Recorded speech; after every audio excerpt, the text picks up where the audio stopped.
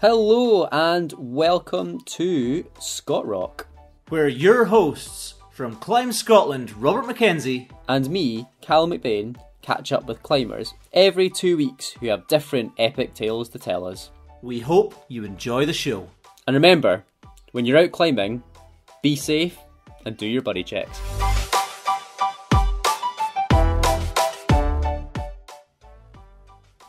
Welcome back to Scott Rock. You're back with Robert. This is part 2 with the legend that is Myrtle Simpson. I hope you enjoyed the last episode. If you haven't listened to it yet, pause, go and get a cup of tea, and listen to that one before this one. You won't regret it. Anyway, we're just going to dive straight into it. Here we go, part 2 with Myrtle Simpson.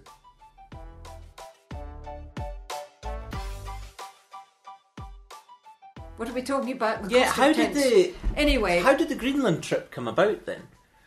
Because you came back from Peru, married Hugh. I married, then apparently people had been betting here as to which of the guys had married, Billy or Hugh. Anyway, I married Hugh. Because of his whole family had been inventors. Yeah. Have you ever heard of J.Y. Simpson, who invented, well, he didn't invent chloroform, but the use of chloroform. That's a rally of Hugh's. So they've all been inventors, and Hugh was into his research and his mind. Hugh'd never do anything normal. There always had to be a new invention. If you notice this table, if you'd put the tray on, it might have tipped. Yeah. Well, if Hugh was around, he would already have gone out and got a piece of wood and hammered it. Fixed the table, made it perfect. Sounds like my kind of man. Always had to be, well, exactly, all that sort of thing. What are we talking about? How did we get to Peru?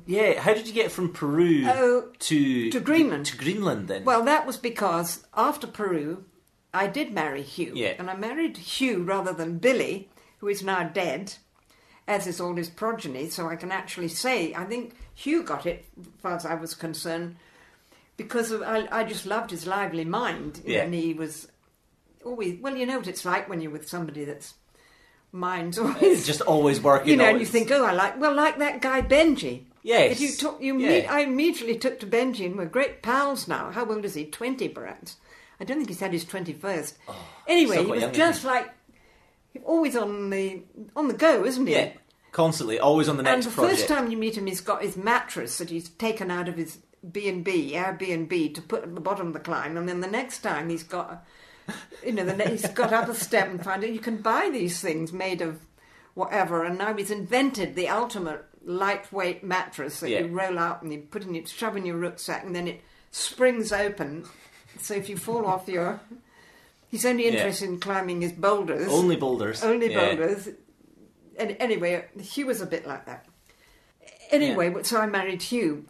Now, I reckoned, climbing was my thing. Climbing mountain areas, that's... Yeah. But Hugh, of course, had this fantastic experience of 4 years in the Antarctic. 3 years, 3 summers and 4 winters. And he had done the most amazing distances, hundreds of miles more than anyone else, because he was a doctor. He went there as a medic. Oh, right, okay. So he was he could travel. And he had his own dog. The medic had a dog team. And so he only had to say, I want to go up there and there and there, because, he could do that because he was the medic. He wasn't held down to being the weather or a geologist or anything like that. So Hugh had the most amazing 3 summers and 4 winters travelling in the Antarctic, and put behind him a huge mileage. And if you go to the Scott Perler Research Institute, for instance, or somewhere like that, you'll see that it's his photos that are everywhere, because he was the only one that took a decent camera. Took a good camera, yeah.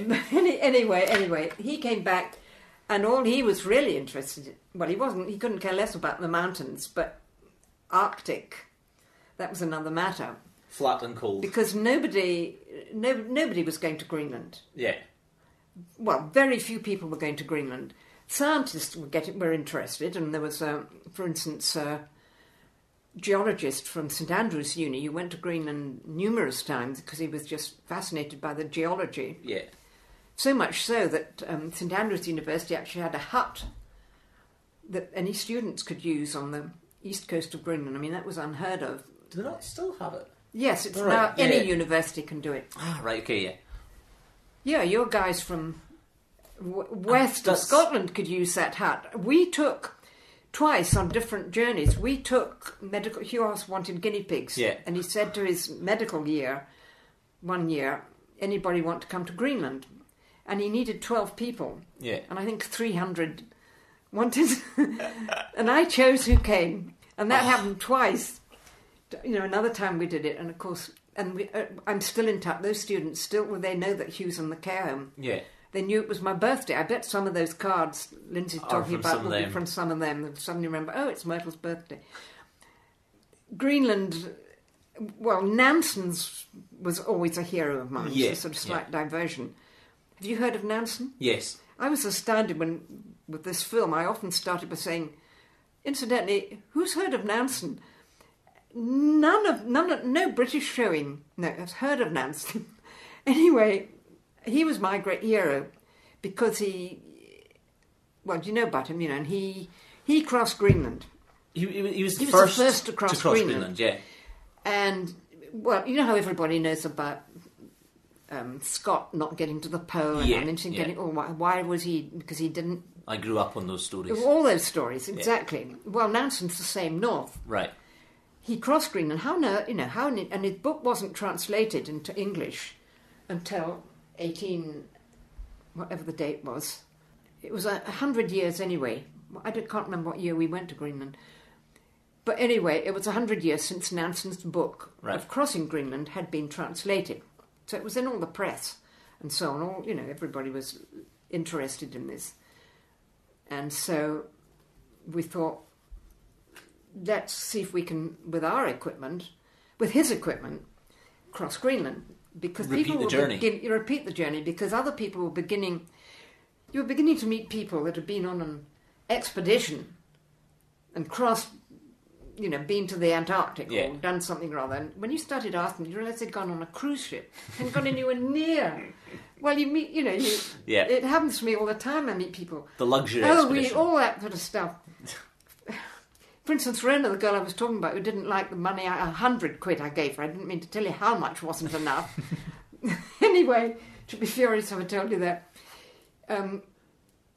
Rona cycled, when she graduated, she cycled from Tierra del Fuego to Alaska in a year to make money for Hugh's research. And I'm always meeting people now who say, yes, I've been cycling in Peru, where I've cycled. And when you ask them, they've been there for a week. Rona took a year. Yeah. That's modern days. And then my, Bruce tells me he's climbed this Atta. I've never been, I'd love to have a chance there. In more or less a couple of weeks. It's just ridiculous. Yeah. And they still call it an expedition.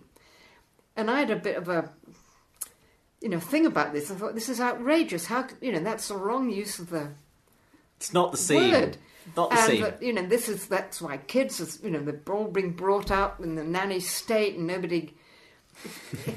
I used to think... Well, I used to say when I was asked to give endless talks for schools and stuff, who's been camping by themselves? Everybody in Scotland, whether you're living in central Edinburgh or central Glasgow or anywhere, has got hills on their doorstep. Who's been camping there? And none of them have. And then I say, I bet your dads did. I say, who knows where North is? Remember one school in Fife. Who knows where North is? And one boy put up his hand and he said, my granddad takes me to see the birds, and we look north to see the swans coming back. The others, they haven't got the faintest idea. I hope your kids aren't like that. Well, I hope not. Or I try to teach them better. Well, you take them outside and you say, oh, look at the snowdrop. And modern kids haven't the foggiest idea. And I tell my grandchildren, that is called a buttercup. Got it? Your pals at school won't know. Yeah. There's a lot wrong with the world, and I've been saying up to yesterday, which is my 90th birthday, I don't care if I get this flipping thing. I don't want the new world. I'm not going to get involved with the new world again. I don't want it. I'll just creep away and get the virus, and that's the end of it. The new world's a bit soft. But Rona started calling this barbecue we had yesterday, not Mum's 90th birthday, but the I've forgotten the word anyway, now. Anyway, because suddenly I think Yeah. our world is beginning to wake up, and perhaps there's still a lot of climbing to be done, There's and still unclimbed loads to be hills. done, Go to yeah. Peru. Yeah. Anyway, I don't know how we got onto that, but so we thought that would be an interesting thing. Could we still, as Nansen had, not using any modern equipment, phones and all this stuff, it was a load of rubbish. If you're going on an expedition, surely our generation Can could still do it. So that's exactly what we wanted to do. So you could still get boats to Greenland because that's how the locals got there, food in. And there have been a lot of scientific expeditions, particularly from Cambridge University. They had always been interested in they reckon they know about the geology of... Anyway, Hugh, of course, was at Glasgow University, so that was beyond the pale. So, and anyway, we thought we'd try, to do that. You could get there very cheaply in one of these boats. You had to get to Copenhagen, which we did, and then you get a boat from Copenhagen all the way out there. But then we actually took the boat to Iceland and then chartered a plane that would take us to where we wanted to start, because we wanted to go to a place called Amalsalik, Right. in the east side. Greenland? Yeah. Well, Nansen went from east to west. Now, most people go from west the other way to east because everybody lives on the west coast and there's 100 miles of tundra before you get to the ice cap. We want to do it Nansen's way. And also, I agreed with Nansen. I mean, the reason he did it was, once you start from the east coast, you've got to get to the other side. Because nobody lives on the east coast. You've got to get west to get home again. You can't go back. There's nothing you can't. behind you. There's nothing behind you. Yeah. And there's no fishing. There's nothing like that. So everybody starts... you have to go the other way. So all the various scientific expeditions and so on, they all go to the west coast. Yeah. Because you can turn back if it gets too bad. Well, that's where people live, and you can charter a boat. Yeah. I mean, it's still the same. You guys wanted Nobody the lives event... on the coastline. There's a few mines further north, but anyway, at that time, so we flew to Amalsalik, which has got a little airport on it, on an island, which the Americans built to refuel their planes during the war. They were involved in that's where they went, and they left this place. It then turned into a hospital, apparently, so that when the very badly injured, particularly burnt injured, weren't flown back to America, they all stopped they turned this airport into a hospital. Right, okay. So that they could get better before they were Before going home. Right. Okay. Anyway, it gave us a chance. It was and we got the very first boat that went down the coastline, and to give anybody that lived on the islands more food and stuff. Yeah. So we went early in the season. You have to decide what time you're going, because even in those days, it's it melts. Yeah. Nansen said, never go until the sun is up. Well, we thought, no, we'll go earlier in the year, where it's still frozen, so that we can get to our start, and then put up with the big melt when we got to the west coast. Nansen did it the other way around. Anyway, as it turned out, we got to this island, and we were going to spend about a week seeing if everything worked and so on. And the first thing they said is, "Where's the dogs?" to us. Well, Hugh had dogs in the Antarctic, so he knew.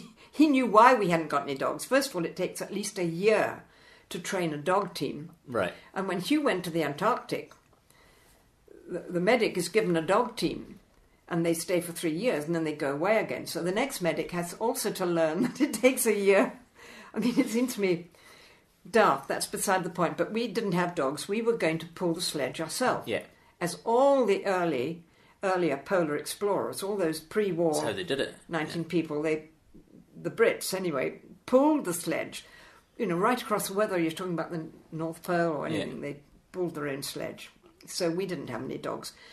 And a woman offered me dogs. Now, I often wish I'd said I'll come back and get it. Anyway, we didn't have dogs. We had to pull the sledge ourselves. And the boys, knew about that. Now, we reckoned that 4 was the best number. We had Hugh, who knew his Antarctic, but he'd also been there with a sailor called Roger Tuft. Right. And Roger's quite well known in the sailing world, because after that he sailed a lot with Mischief, the guy that owned Mischief. I've forgotten his name too, because I'm getting old and decrepit and just had my 90th birthday. And all brains, it's not just mind, apparently, forget. I bet your dad can't remember names. He could never remember names, though. Anyway, Rog had sailed a terrific lot with this well-known sailor whose boat was called Mischief, and their endless book, Mischief and Patagonia. And anyway, Rog had sailed with him. So we needed a good navigator, because the centre of Greenland goes right up to 9,000 feet. So navigating, and you can't use your compass, of course, because you're way above the magnetic North Pole. You're about 152 miles above that. So you can't use the compass, it's no good. It's useless. Yeah. And your satellite,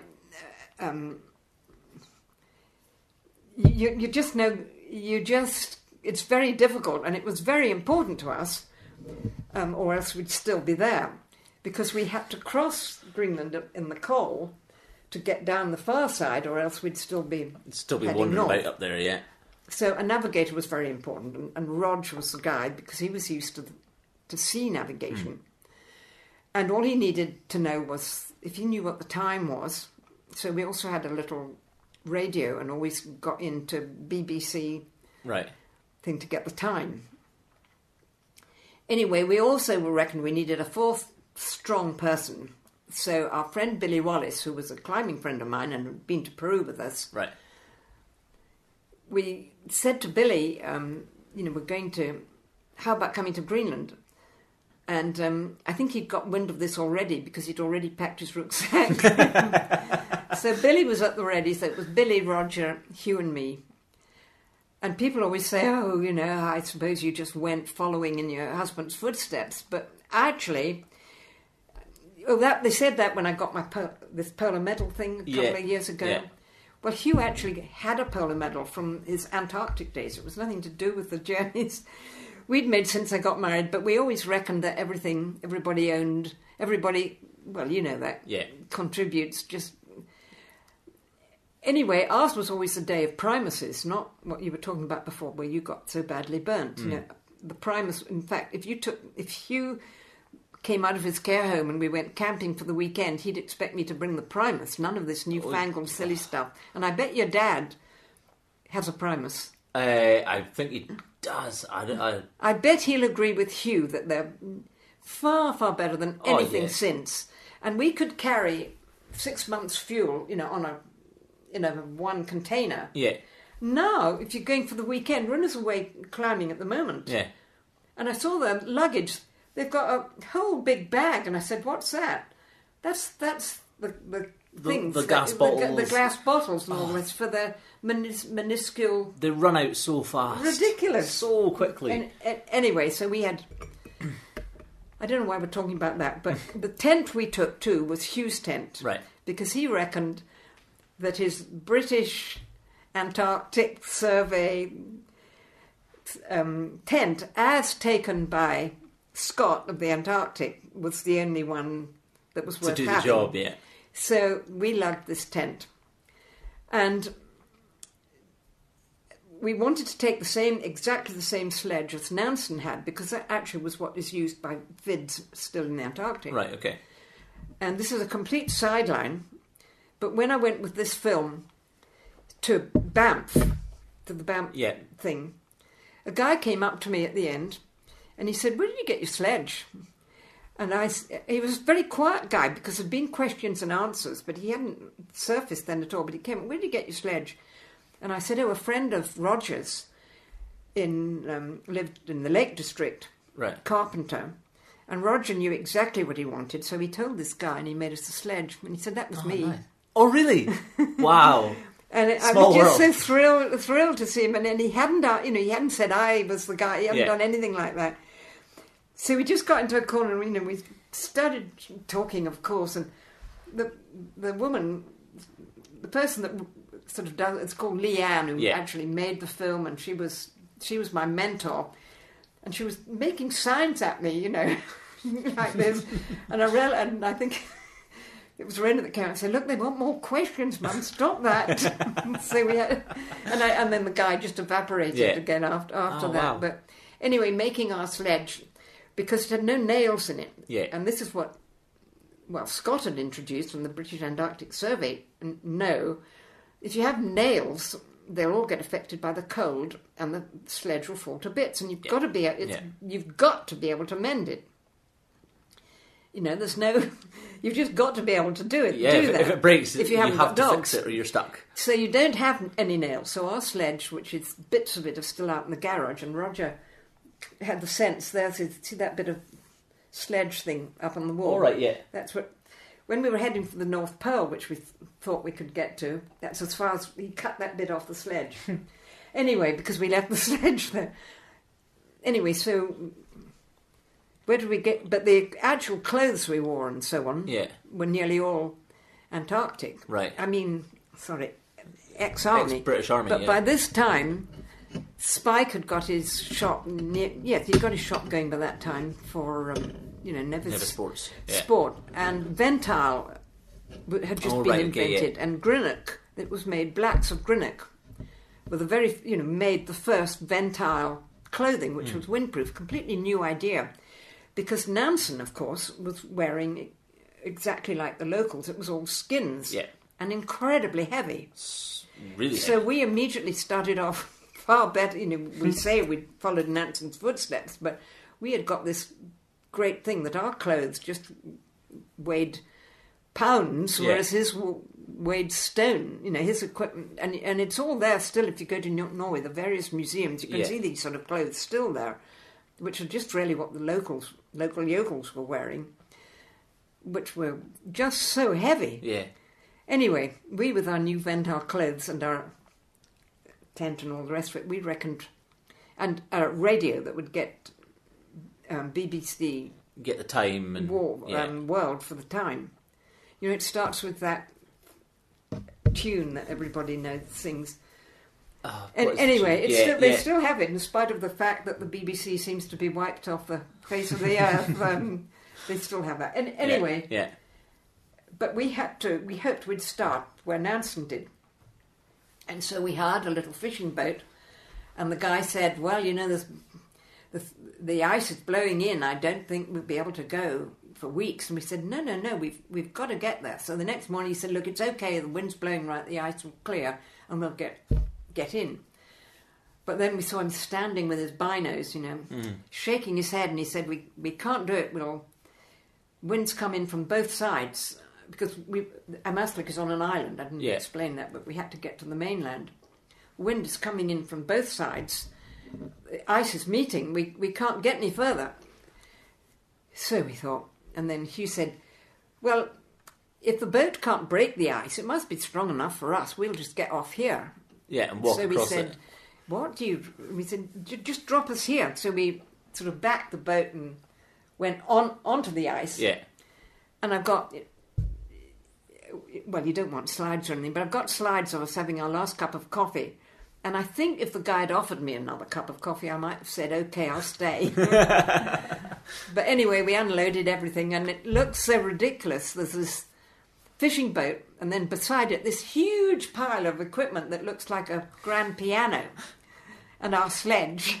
That all had to go on the sledge. And the boat, set off back. You had to go quick before, so we helped get it off the ice, and off it went.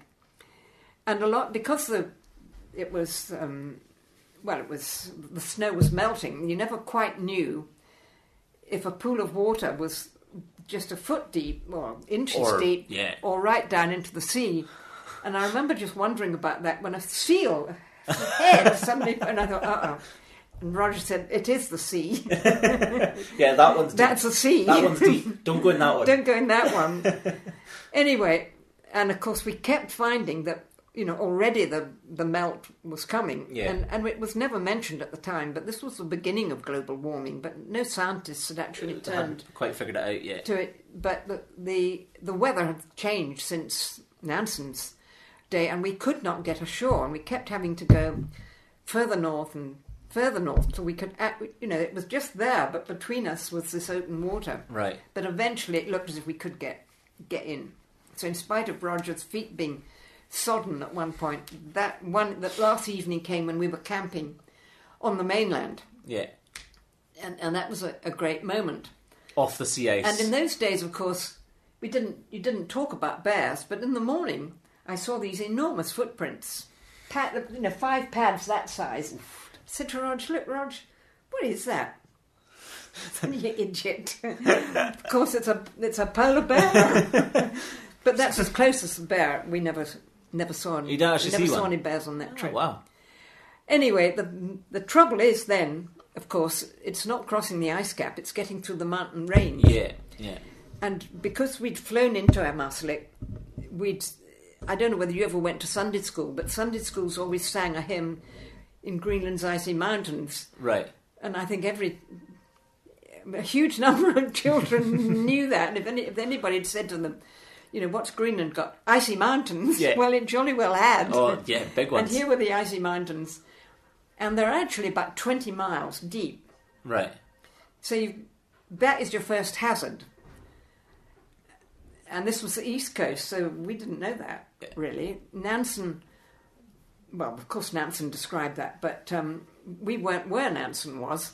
We were further north Way and further all the north, rest of it. yeah. Anyway, Yeah. so we spent a long time getting up Picking through your way the mountains. through the mountains. Until at last we'd realised this wasn't another crevasse, it was a bergschrund, which meant that if we crossed this gap, we'd actually be on the ice cap. It was ice, it wasn't a glacier slithering off it downhill. Right, yeah. And one of our problems was it was much, much warmer than we expected. And I had to cut the tail end off my shirt to make perfect for the moment with the virus, a yash face out mask. of it. There you go. Because my lip, it was heat, not frost. Yeah. I thought it was going to be like the Alps when you haven't put any lip salve on, you know, and everything cracks. It was the sun that was doing that, not the cold. Wow. And every time we stopped, we realised that we had to lose weight. We'd never get to the far side, the four of us pulling that sledge, unless we had to make things lighter. Yeah. So Rod started pulling pages off his chart and tide file, and I kept thinking, Rod, concentrate, you know, don't lose too many of those, and he'd toss them away. And I cut edges off. I'd taken pictures of my kids, 3 kids at the time we had. Cutting off the edges. Anyway, in the end, I threw away the corners off your photos to anyway, save weight. I did that, and we left our toothbrushes. We never took any soap any further. We every day we trimmed. Yeah. So I love these days when people say, "Oh, we're going," or they can't do the shopping. You know, they're shut in the house and they can't go shopping. I think, well, you don't actually need. No. Not only 3/4, 99% of what you think is vital, you don't need. And anyway, at last, we were there. We were on the last Nunatak, the last bit of land. Right. You know, nearly all those words like Nunatak, which are used for weather these days, they're all Scandinavian or Russian, because it was the Russians really that did went all over the there weather, and, really invented weather forecasts and so on. And they got a lot of the info from the... I mean, I'm told at the moment, the reason the BBC gets the weather wrong all the time is there are no pilots in planes telling them what the weather's really like. Yeah, it's nothing to do with going to uni and getting degrees in forecasting. You need a pilot. You just need a pilot above you to tell you that the rain's over Edinburgh, but not Perth. Anyway, that's diversion. Anyway, at last we were on the ice cap, and we reckoned we had to go 12 miles a day. So we were going to take 32 days to cross Greenland. Right. As had Nansen. But he was much heavier, but he had far more people. Right. The back of the sledge, we had a wheel that you can see in the picture that's behind you. Oh, wheel. yeah. And that was taken off my bike. So it's just an ordinary bike wheel with a milometer. Now, we all had milometers. You don't look at your watch for the distance gone Yeah, or how many times a wheel had gone round. Did you have that as a little boy? A little No, mileometer, probably not, no. but your dad would No. have had. Anyway, we had a mileometer, and that was the most important thing.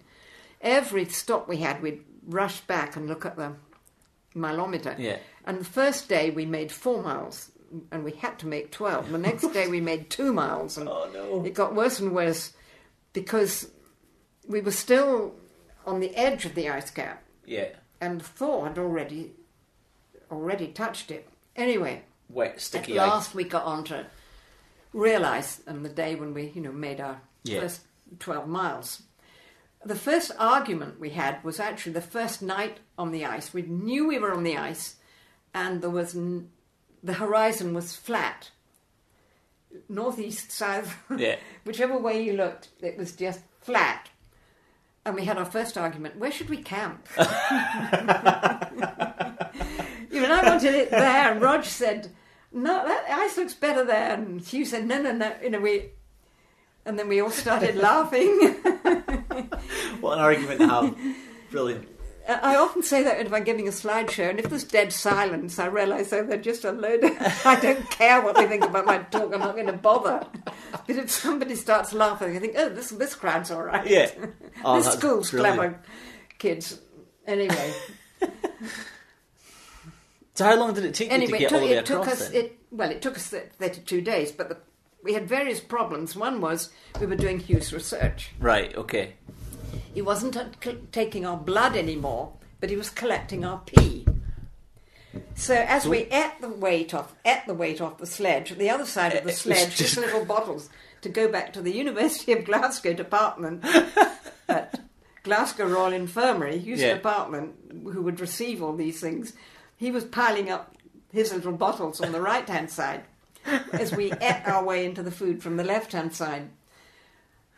And that's why he had to know the time, because this was this new science, which is now cropping up again, because NASA's got going once more, of chronobiology. And I think all the scientists are suddenly onto this word, that it really does make a difference, the time of day, how the body works, made and works. And, I think pills often say take at night now instead of just eat them. Whatever. It's a science. And I hear this word, chronobiology, and Hugh always say it was invented by his department. It was a new word. Anyway, every scientist knows about that nowadays. Anyway, so we were being Hugh's guinea pigs, so we had to stop while he got all his stuff in. And, Roger was really the most important person in the journey, because every time we stopped, we'd say to Rog, "What's the time?" He's the only one that had the faintest idea, because he needed for his... the research. Navigation to what the time was. Anyway, then we suddenly realised that there was all the wet sog that was beginning to mount up round and about us was actually turning into streams, little moving water. And of course, to start with, we could just jump over and pull the sledge, but they got bigger and bigger and bigger. And I'd forgotten to say that one of the bits of weight I left behind was my crampons on the other side. And this water then began to flow quite fast. And it was just sheet ice. And I hadn't got my cramps. And we'd made our own bindings, incidentally. I should have said that before. That was important for us because, nowadays there's Nordic skiers and there's people in plastic boots who are downhill skiers. Yeah. We needed ski boots that would take us the distance, 400 miles we had to go. The same boots had to get us to the far end. Yeah. And yet, have the soft, so they... Anyway, I'd left my crampons behind, so, it's just soft underneath, just waiting for your feet to slither. So and then every day the water got wider and wider. And we were beginning to think, we'll never get there. And I woke up in the night and there was something different. When you're camping in the winter, you suddenly think, it's something. France, it's happened. And we got out of the tent and it was just glorious. It had frozen. Yeah. There'd been a night frost and everything was glittering. Nice. It was just No more ethereal. running water. No more running water, no more sog. And so, suddenly we could move, and the sledge came dancing along behind us. Yeah. And Rog kept saying, any day now we'll see the mountains of the west coast. And we've got beat Nansen. And of course, I kept seeing mountains, and you'd watch carefully and they'd float away. But one day I reckoned that there were the mountains. And I waited for about half an hour before I said to the boys, come and look, we're there. And sure enough, we all agreed there were the mountains. But, of course, the mountains on the west coast are just about as bad as the mountains on the east coast, and all they're really doing, both sides, is holding the ice back. The water still wants to get to the sea. Wants to get out, yeah. So the ice is thrown up into great mounts, great hummocks. Yeah. And they got steeper and steeper and worse, and we'd have to very gingerly pull our sledge with all Hugh's research and his money from the Medical Research Council and so on, all had to be in those things. So we were very careful with the sledge. But one moment came, I don't know how, it's probably my fault, it clattered down and bust. So it was decided it was just as important to get off the ice at the right place it had been to get on. It's rather like getting to the west coast of Scotland and you're in Loch Fyne and you thought you were 5 miles there's water like that. Anyway, so we decided that Rog, who was the best with his hands, would stay and mend the sledge with Hugh, and Billy and I would walk till we saw a route off, right, and that we could get off the ice. And we didn't know how long it was going to take because we were still a mile higher than the land, right, and it's very difficult to judge distances like that. You look down, looking down, and it's like climbing Sylvan, and you think, what am I looking at? You're above. Anyway, so we walked and we walked and we walked and walked, and suddenly there was pink, and I realised it was purple saxifrage growing. So we just threw ourselves down. Billy ate it. I just lay on it, and we were there. Off the ice, finally. Well, we were off the ice, but we still had to get back to the others. Yeah. So we, left most of our gear, set off back. We couldn't understand why they hadn't caught up with us. And eventually we'd taken the binos. We only had one of everything. We had the binos, and we could see them, and they were fussing around something. We thought, what on earth has happened? So we pushed on. They wouldn't pay any attention. We were shouting at them. They wouldn't pay any attention. And when we got closer, we realised there were a whole lot of things on the ground. Thousands of beer cans. Thousands! And they were drinking them. Look, have a go. And what had happened, we didn't know this till weeks after, the Americans still had a landing place. Right. Because they still used it. Americans still used it. Anyway, the doctor had come out and Jetty said you've got to throw away everything that's in the freezers because the temperature's got too low. Everything has got to go. So they reluctantly took everything out over the sea and dropped it. And it was the Danish who actually set the rules in Greenland at the time. Some Dane said, you can't do that. That's absolutely, against every conceivable thing. You've got to pick up all those cans away from where the Greenlanders will get them. Yeah. So they did that and dropped them inland, little knowing a Scottish expedition would be coming by. Anyway, we've got a lot of pictures of us. I hate beer, but I'd love that. Anyway, it was good that day. It was good that day. We didn't get very far that day, but we did get off the ice and sledged back to its original weight with the beer in it. Brilliant. You took all the beer with you? We took some of the beer. But the funny thing was, we did come to this American Air Force base, which was now, because of NASA, was beginning to put itself together again. Yeah. And all the boys would talk about was the meal we were going to get there. And they thought it would be steak, meat. I longed for a lettuce and just longed to... Just a bit of veg.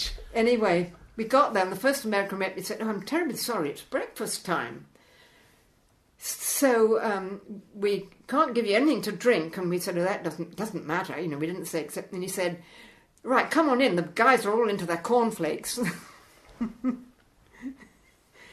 We didn't wait long. Oh, and they said, do you want to lift out? We've got a plane going. We said, no, we're making the journey. And we've got another 100 miles to go, actually, down the coast till we got to where you needed to be. We needed to be, and our kids were being flown in because we couldn't take them with us on this journey. But we both always reckoned that if it was so important a journey to us, we wanted our kids to be part of it. Yeah. So I'd got a job of being a collector of plants for the Edinburgh Botanic Gardens. And I have a girlfriend, or I had, she's dead now, Heather. And Heather went to Kew, the gardens in London, and said she was going to Greenland, this place, anything they'd like her to collect. And they said, yes, grass. Very interested in the grasses. So she said, well, I suppose I know a grass from another. And they said, oh, do you? You know the 252... whatever. So they gave her a book. Yeah. Anyway, so we were greenhorns at this, but we had said we would go to this particular site where we knew the Greenlanders came every summer to collect the reindeer and catch the fish which they freeze and so on, then go back to the coast where they now live, mostly, their winter food. So we'd arranged, and actually the Danish, whatever it's called, said they would fly out our kids with Heather. She'd bring our kids out and we'd meet them at this airport. And the boys, and they were also bringing out our kayaks, 2 canoes, which you can take in a plane in our day, because we used these canoes called foul boats. So we knew we had to get to that place where before the plane got in at a certain date. And we were so loving being on the land, we were just sort of drifting down the coastline till we got to the Sondre Stromfjord, the place is called. And sure enough, we were standing there on the runway. The plane came in and out, got our kids and Heather, and she'd been to the big fruit market in London, bought a whole tray of peaches. Oh, yes. And we just, our lips were gone from eating these soft peaches. It was just, and there were the kids. Yeah. And Heather. So the boys put the canoes together and they set off to go to the end of Nansen's journey, which was still 100 miles off on the coastline. Yeah. And Heather and I went, in their canoes actually, down the coast about 10 miles to a lovely valley where the Greenlanders had set up camp. And Heather and I arrived with the kids. And the Greenlanders, I just love the Greenlanders. If anything goes wrong, they laugh. They don't say, the canoe's upturned. Yeah. They just think, gosh, I'm alive. Isn't that amazing? Yeah. The whole attitude alive. And they immediately swallowed us instead of thinking, who are these frightful, strange foreigners? And so soon everybody was picking any grass and bringing it to us. And Heather and I, we'd learnt what we could, and we'd got, our books laid out. And then the next morning there'd be all sorts of extra handfuls of grass. Anyway, I'm told though that if you go to the Edinburgh Botanic Gardens into the right bit of it, they can still produce M. Simpson. The samples collection that you guys brought back. Love it. Anyway, love it. So we spent 6 weeks there, right, with these Greenlanders, and Verona, my only daughter, I keep talking about. I think she was 5. And there was another girl, a Greenlander girl of 5. They didn't speak a word of each other's language at the beginning. They never stopped talking to each other, and they didn't speak a word of each other's language at the end. They just talked to each other and made dollies and played brilliant. Exactly the same games as kids, the world over. 3, I think she was 3. She couldn't have been 5. Anyway, and the boys, of course, had endless boys to play with who, there was no stand there, Dad will catch the fish, the boys did it. They were all did the same things. And Heather and I were just swallowed by the women who were thrilled that, but our clothes, because everything they wore they make. Anyway, it was a magic time, and then eventually the guys came back and we flew home, and that was that. Wow. And you came home and you kept going back to Greenland quite a lot. We did because because his research got more and more interesting. Yeah. But then, time passed. Rory was born in 68, and it was 1968 by that time. There was great talk about who was going to get to the North Pole. The American who claimed to have, who was a guy called Peary, the whole world thinks that it's an absolute fraud, except the American Geographic the American Geographic Society reckon that he got to the pole. Nobody else does. So a friend of ours decided that he would go to definitely be the first, not the first Brit, but the first to get to the North Pole.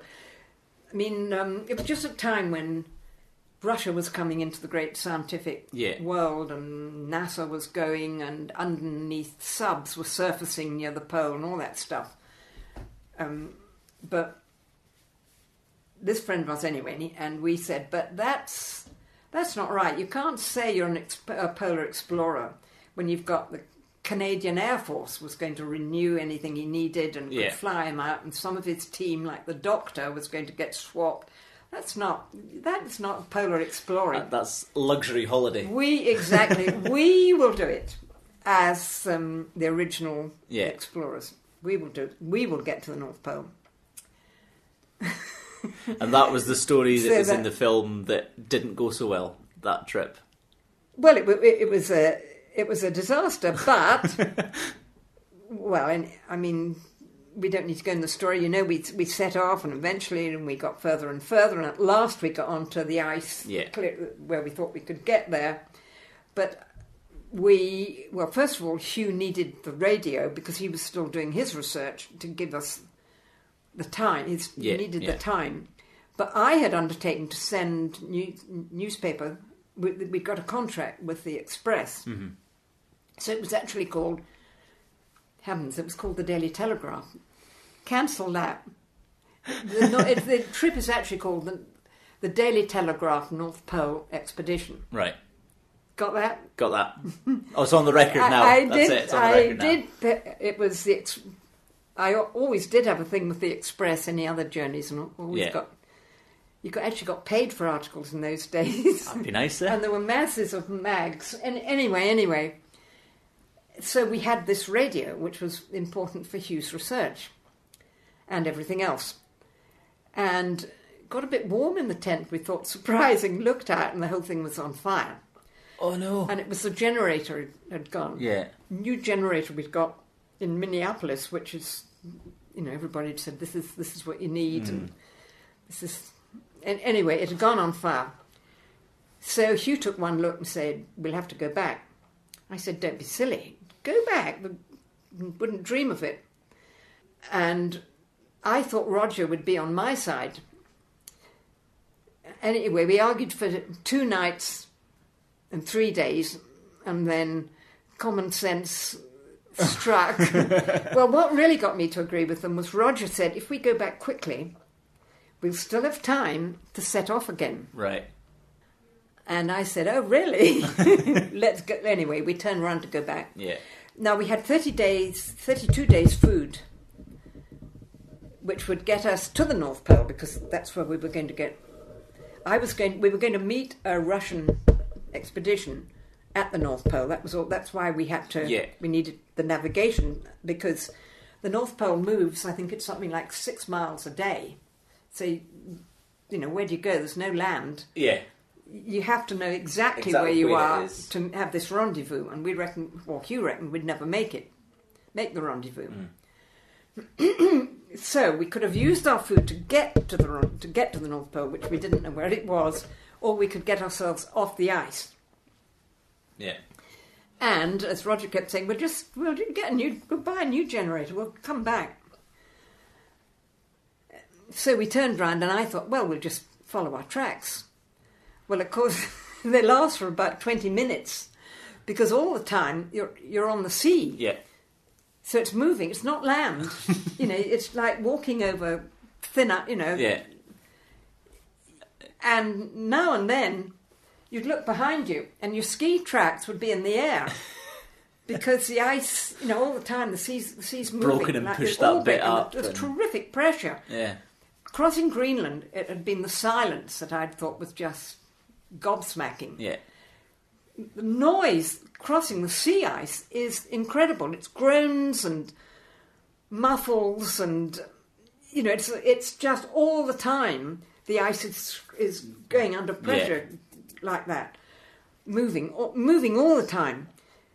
And can you feel it? You can feel it, and particularly if you're lying lying on it, with your head, even the head on, you know, on your sleeping bag and so on, you can feel the trembling, and sometimes you can, you know, you really feel as if it's an earthquake, and then you hear the cracking as the waves gone underneath, and you can, you know, you can hear it, and you think, you know, where is it? And the wind is always howling. Yeah. There is always a wind. So, you know, it's going round and round the poles like that. You know, we knew how many days we had, and we reckoned that we could make it, and we were hoping to come off. We knew that the Canadian, they've been doing a polar shelf reading they've been at this job for, you know, some time, and we knew people that had worked, geologists who'd worked with them. We knew there was a hut on the sea ice, and that would be where we'd actually get ashore at. It wasn't quite where we'd set off from, but we knew all that. Anyway, we put the last of the paraffin into the Primus. Yeah. And I remember you saying, we have to get off today, that's it. You know, and I was saying, well, we've got enough food for perhaps another day. No, we have to do it today. Anyway, you know, we pushed on, and we could see the height of land. It's the most northerly bit of land in the Americas, and we could see this. Yeah. Cape Sparbo, it's called. And we could see it. And then we realized between us and it was open water. We were too late. The whole mass had moved away from the land. Moving away from the land. And whichever direction, you know, we went in, there was no land. You know, they're talking at the moment of, what are they calling it? That you can fly back from Paris. You can fly back from any European country. Yeah. There's a flight. They're calling it a flight bridge or an air bridge. Air bridge, that's it. Yeah. There's no air bridges there. No air bridges. We reckoned that somebody had to stay inside the sleeping bag. We'd used the last of our paraffin by the time, you see. Somebody had to stay inside the sleeping bag. We just had one for the three of us to stop it freezing. Yeah. Otherwise, we'd be... You needed to keep some heat in it. Some heat. Yeah. Minus 45 we had for 30... Anyway, and that's why I was useful on this trip incident, because I've got smaller hands than the boys, and the Primus would... Even the paraffin would ice up. You get ice crystals on the paraffin. On the paraffin. So it was my job. Always, you know, I could clean. Anyway, the nipple of the Primus became the great thing in our life. How's the nipple of the Primus? And I've heard people talking about, you know, this and that, and I think, oh, they don't mean the Primus. Anyway, so we took it in turns to walk up and down the edge, you know, it's like anywhere where it had frozen, because Roger reckoned that it, you know, was getting colder and that it would. It was on Roger came back and said, "I think it's okay." So we bundled everything into the sledge and all the rest of it. And I don't know if you've ever been. Have you ever gone out to Loch Lomond and thought the ice was good and you could skate, and you realise, well, if you do that and realise it's pretty thin and you want to hurry. But that's the one thing you mustn't do. You have to go you slowly. That wave. Exactly, the wave goes like this. So you have to go gingerly. You know, and we were creeping over this ice, and all I wanted to do was just get cracking. Anyway, eventually, we were off it. And there was a wall of ice where the waves had broken onto it and had then frozen. And there was a great wall of ice, about 60 feet, I suppose. You know, and we were hacking at it with our ski sticks. We didn't... Anyway, and I thought, this cannot be the end, you know, the end. This cannot be. Surely we'll get up this wall. Well, of course we did. And there was this hut. We made our way to the hut. And I had a feeling that the Daily Editor, I had a sort of thing in my mind that the editor of the Daily Telegraph would be waiting at the hut record him, for his Waiting bits for the of paper, reports waiting and- for the reports. But funnily enough, he wasn't. It wasn't there, no. Anyway, we went in, broke into the hut, and there was a mirror. And I thought, oh, I'll look like a real polar explorer now. And I looked at my face, and because I'd had no soap for all this time, I'd got beautiful skin. And I didn't look like a polar explorer at all. Anyway, we took Roger's boots off, and the smell was just overpowering, and he'd got bad frostbite on his feet. So we reckoned he could go no further. Yeah. So Hugh and I would set off, this was the intention, as fast as we could. We weren't going to take the tent, it was now midsummer. Yeah. We wouldn't take the tent, we'd travel really light, and we'd make our way to the American base. They had a base, I can't remember how many miles, it was right round Ellesmere Island. Anyway, it was a long way to go, but that was what we could think of doing. So Hugh and I set off like that, and we reckoned, you didn't know night from day by that time. Yeah. We'd go by Hugh's watch, which was still going, and every 3 hours we'd stop and huddled up under, we didn't have the tent, huddled up underneath anyway. We did that for about 4 days, and then I saw a shadow in the snow. I didn't hear it, but I saw a shadow of a plane. All right. It's happened to me here in the Gorms. You see a shadow before you then What's look that? around. You look up What's and you that? can You see look it. up. Yeah. Or the man with the knife behind you, or whatever. Anyway, and I remember saying jokingly to you, "Oh, the editor's come," but of course it was Rog. Yeah. A friend of ours who'd invented blow-up. He was a Canadian, and he'd invented blow-up tyres that a plane could land on the snow. That was All a right. new Okay. thing, and he's made his million and his name Big for fat himself. bush Big plane flat, tyres. huge Yeah. things. And he had won. The date for when we said we'd be back hadn't happened. We didn't mention was our kids were all at school. Yeah. In the most northerly school of the Canadians. We'd left them there. So we had actually said what date we'd be back. Anyway, this pal of ours, Weldy Phipps he was called, he'd got a bit of a bee in his bonnet. He would see, he told us before that you could never get rescued, a small party like that, on the pack ice. You just wouldn't be seen. Nowadays, of course, you can see anything with everything. Anyway, There's no point in expecting anybody to come and rescue you because they wouldn't see you. Anyway, he got worried, so he'd gone to that hut. Right. Well, I think Roger had burnt his boots, he said. He reckoned he wouldn't need them again, so he'd burnt his boots, and so he'd seen the smoke. And anyway, he'd picked up Rog. And so we piled into his plane, and we made our way back to where we'd left the kids at this American base. And got out, and our boy, Robin was 7. And he said, "Mum, you said we didn't have to go back to school till September." Anyway. I love it. Look, surely you've got enough. It's 2:30. Yes, I think we do. Look, I don't know. Plenty. Then you've got. I mean, I don't know what you want, but Well, thank you very much. That was amazing. That was a brilliant.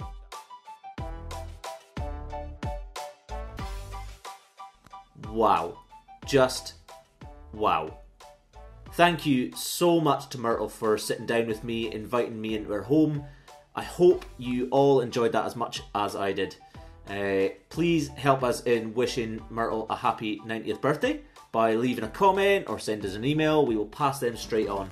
That was incredible. And remember, when you're getting out there, out to the crags, enjoying the sunny weather, please don't make any mistakes. Do your buddy checks.